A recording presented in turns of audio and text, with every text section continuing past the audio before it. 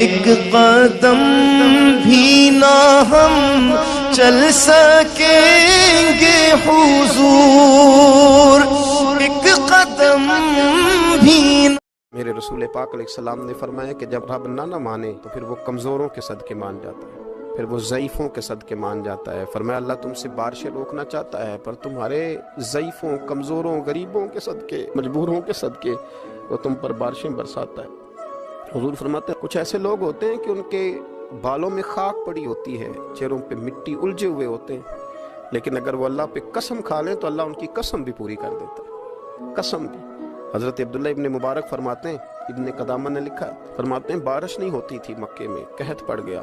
تو سب لوگ مسجد الحرام سے باہر کھلی جگہ میں نکلے دعا کرنے کے لیے، سب اپنی اپنی دعائیں کر رہے تھے، تو میں تھوڑا باہر ہوا تو اچانک ایک غلام آیا، کالا سیاہ رنگ، 2 رکعتیں نماز پڑھ کے تو ہاتھ پھیلائے تو کہنے لگا اللہ مجھے پتہ ہے یہ جو کچھ بھی ہوا ہے میری نافرمانیوں کی وجہ سے ہوا ہے۔ تو ناراض ہو گیا نا، تو نے بارش روک لی،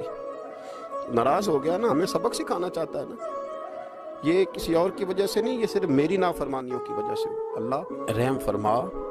تیرے بندے تھوڑی سی بھی سختی برداشت کرنے کی طاقت نہیں رکھتے، کمزور ہیں، ڈر جاتے، غلام ہے، دعائیں مانگ رہا ہے۔ حضرت عبداللہ ابن مبارک فرماتے ہیں اس نے چہرے پہ ہاتھ پھیرے تو کالی گھٹائیں چھا گئی،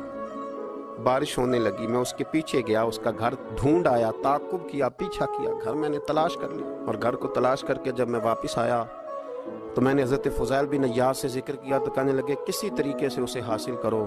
فرماتے ہیں میں اس کے گھر گیا، اس کے مالک نے مجھے دیکھا تو کہا عبداللہ ابن مبارک میرے گھر، اتنے بڑے ولی، اتنے بڑے درویش، اتنے بڑے محدث۔ میں نے کہا تیرا غلام چاہیے، اس نے کئی غلام دکھائے، میں نے کہا نہیں یہ نہیں، اس نے کہا یہ بڑے بڑے اچھے ہیں، کوئی سے بھی آپ لے لیں، خرید لیں، میں نے کہا نہیں۔ پھر وہ لاغر صاحب، وہ کمزور صاحب، وہ ضعیف سا نکل کر کے آیا، میں نے کہا یہ مجھے دے دو، تو کہنے لگا یہ تو بیچارہ بے ضرر سا آدمی ہے، کیا لے کے کریں گے؟ میں نے کہا نہیں مجھے یہی چاہیے۔ میں اس کو ساتھ لے کے چلا، راستے میں پوچھنے لگا کہ میرے اندر تو کوئی ایسی بات نہیں تھی، مجھے کیوں خریدا؟ آپ مجھ سے کیا خدمت لیں گے؟ تو عبداللہ ابن مبارک فرمانے لگے میں نے کہا کوئی خدمت بھی نہیں لوں گا، میں تو خود تیری خدمت کروں گا، میں تیرا بیاہ کراؤں گا، تیرے لیے مکان بناؤں گا، میں تیری خدمت کروں گا، میں تیرا اور تیرے رب کا رشتہ دیکھ چکا ہوں، میں تیرا اپنے مالک کے ساتھ جو تعلق ہے اسے دیکھ چکا ہوں۔ کہتے میں نے یہ لفظ کہے تو مجھے کہنے لگا 2 رکعتیں پڑھ لوں، اب مجھے لے جانا پر 2 رکعتیں پڑھ لوں؟ کہتے میں نے کہا پڑھ لو، تو 2 رکعتیں پڑھنے کے بعد میری طرف دیکھ کے کہنے لگا آقا مجھے اپنا حق معاف کر دینا، میں خدمت نہیں کر سکا۔ پھر کہنے لگا اللہ راز تو کھل گیا،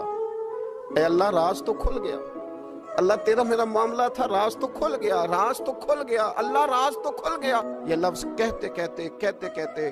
اس شخص نے کلمہ پڑھا اور اس کی روح پرواز کر گئی۔ تو کبھی ان کمزوروں کے ذریعے بھی اللہ کو منایا جا سکتا ہے، تو رب کو منانے کی کوشش کریں، اس کے حضور عجز کی کوشش